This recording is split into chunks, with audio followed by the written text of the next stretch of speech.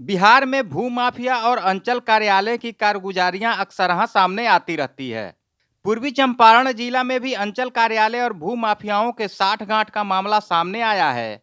भूमाफिया ने जिला के 2 सरकारी विद्यालयों को जमीन समेत बेच दिया है। वहीं अंचल अधिकारी ने जमीन का दाखिल खारिज कर उसका जमाबंदी भी कायम कर दिया, जिस मामले को ढाका विधायक पवन जायसवाल ने विधानसभा में भी उठाया है।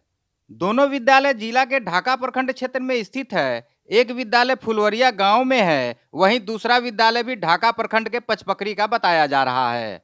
विधानसभा में यह मामला उठने के बाद स्थानीय प्रशासन सक्रिय हुआ है। वहीं इस मामले की जांच कर रहे अपर समहर्ता मुकेश कुमार सिन्हा ने बताया कि दोषी अधिकारी और कर्मी पर कार्रवाई के लिए वरीय अधिकारियों को लिखा गया है। ढाका प्रखंड के फुलवरिया गांव स्थित जिस सरकारी विद्यालय को जमीन समेत बेचा गया है, उस भूमि को फुलवरिया की बासमत चौधरी ने वर्ष 1942 में विद्यालय की स्थापना के लिए मौखिक रूप से 11 कट्ठा 12 धूर जमीन दान में दिया था। जिस जमीन पर विद्यालय की स्थापना हुई, लेकिन बासमती चौधरी के वंशज शशिभूषण प्रसाद ने अपनी पत्नी को वर्ष 2019 में उसी जमीन को बेच दिया।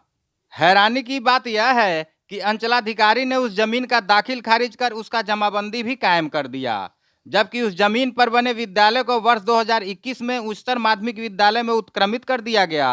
अब सवाल उठता है कि जब वर्ष 2019 में उस जमीन की बिक्री हो चुकी थी, तो शिक्षा विभाग ने बिना जांच पड़ताल के विद्यालय को उत्क्रमित कर उच्चतर माध्यमिक विद्यालय के लिए उस जमीन पर भवन का निर्माण कैसे करा दिया।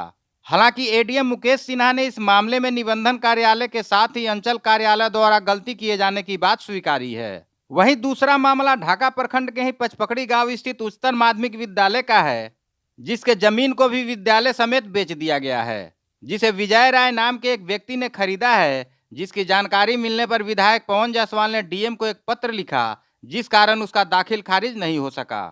फिर उसके बाद इस दोनों विद्यालय से संबंधित मामला को विधायक पवन जायसवाल ने विधानसभा में उठाया, जिस पर भूमि और राजस्व मंत्री ने कार्रवाई का भरोसा दिलाया है।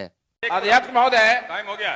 डीएम पूर्वी चंपारण ने अपने प्रतिवेदन में स्वीकार किया है कि ढाका विधानसभा के 2 विद्यालय उत्क्रमित उच्चतर माध्यमिक विद्यालय फुलवरिया और उत्क्रमित उच्चतर माध्यमिक विद्यालय पचपकड़ी का भवन निर्मित जमीन को सीओ ने दाखिल खारिज करके और जमाबंदी कायम कर दिया दूसरे व्यक्ति के नाम पर। यह काफी गंभीर मामला है, माननीय मंत्री जी के संज्ञान में है। माननीय मंत्री जी ने कार्रवाई करने की बात कही है। हम ये चाहते हैं कि इस मामले में संबंधित अंचलाधिकारी, संबंधित कर्मचारी और संबंधित सीआई और क्रेता विक्रेता के विरुद्ध प्राथमिकी दर्ज हो चुकी। भवन बना हुआ हाई स्कूल का है, उसका जमाबंदी कैसे कायम हो सकता है? माननीय अध्यक्ष महोदय, मुझे इस विभाग का मंत्री बनने में थोड़ा देर हो गया, इसीलिए कार्रवाई में देर हुआ। इस मामले में जानकारी देते हुए अपर समहर्ता मुकेश कुमार सिन्हा ने बताया कि उच्चतर माध्यमिक विद्यालय पचपकड़ी और फुलवरिया का मामला है। पचपकड़ी में दाखिल खारिज नहीं हुआ है, लेकिन फुलवरिया में हो चुका है। जो निबंधन हुआ है वह भी सरकारी स्कूल के जमीन का हुआ है। विद्यालय फुलवरिया और पचपोखड़ी का मामला है, पर तो पचपोखड़ी में दाखिल खारिज नहीं हुआ है, लेकिन फुलवरिया में हो चुका है। और जो निबंधन हुआ है वो भी सरकारी स्कूल की ज़मीन का हो गया है। इसकी जांच मेरे द्वारा की गई, इसमें गलती पाई गई है। निबंधन कार्यालय से भी गलती हुई है और अंचल कार्यालय से भी गलती हुई है इसमें दाखिल खारिज कराने में। तो इसमें जो भी दोषी सीओ हैं या जो कर्मचारी हैं, उन पर कार्रवाई की अनुशंसा की गई है। साथ ही जो बेचे हैं, जो ज़मीन बेचे हैं, उन पर भी एफआईआर की अनुशंसा की गई है।